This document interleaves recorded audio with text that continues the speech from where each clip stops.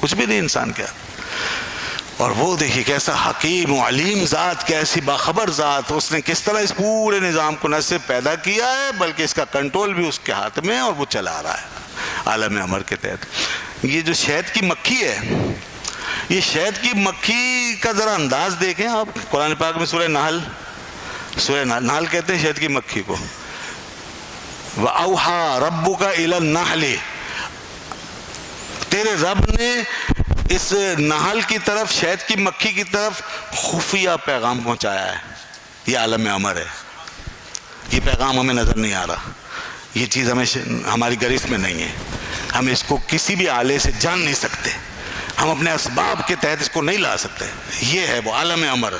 میں نے کہا نا ہر خلق کے پیچھے امر چل رہا ہے، تو اب وہ اس عالم امر کا ذکر فرماتا ہے تفصیل کے ساتھ، خلق کا ذکر بھی فرما رہا ہے، امر کا ذکر بھی فرمایا۔ دیکھو کیسے اس کے لیے خلق ہے اور کیسے اس کا امر ہے۔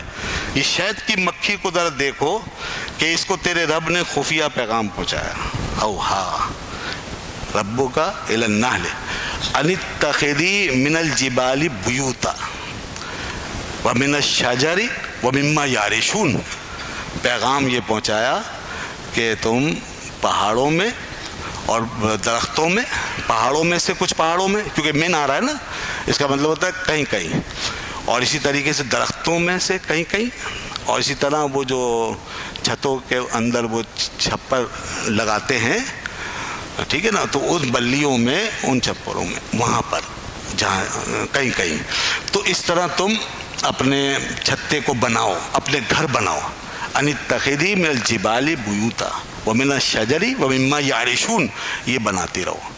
یہ اللہ نے فرمایا، یہ جگہ اسی نے بتائی ہے، اس کو یہ چھتے بنانے کا سارا کام اسی نے سکھایا۔ اور چھتے کی ذرا انجینئرنگ دیکھیں، چھتے کی ذرا آپ انجینئرنگ دیکھیں، اس کی کیلکولیشن دیکھیں، اس کی ڈیزائننگ دیکھیں، اس میں میتھمیٹکس دیکھیں، وہ سارے جو خانے ہوتے ہیں سب برابر ہوتے ہیں، اور اپنے ایک خاص زاویے سے وہ بناتی ہے اور اس کو بچاتی ہے، اور اس میں سارے خانے برابر ہوتے ہیں۔ اس میں اس کی جیومیٹری وغیرہ دیکھ لیجیے، اس میں بڑی باریکیاں۔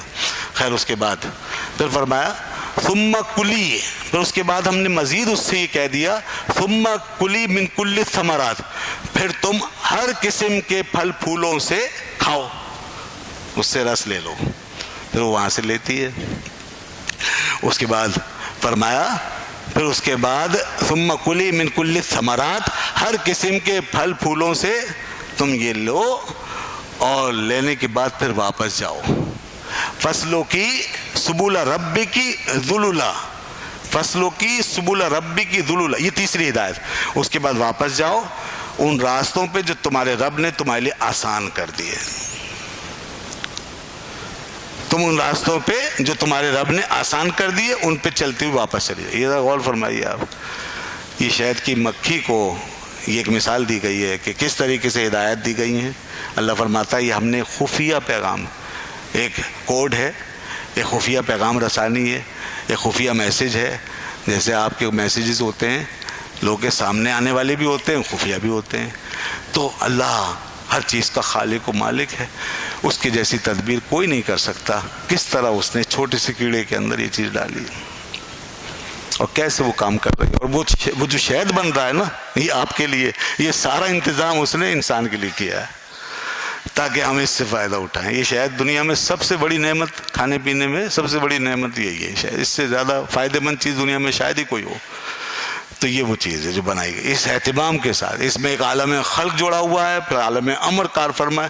تو شہد کو حاصل کرتے ہوئے ذرا اس پیچھے بیک گراؤنڈ کو بھی ذرا دیکھ لینا آدمی، تو بس وہ پھر کیا اٹھے، تبارک اللہ رب العالمین، کتنا برکت والا ہے اللہ جو رب العالمین ہے۔ یہ برکت ہی برکت تو ہے۔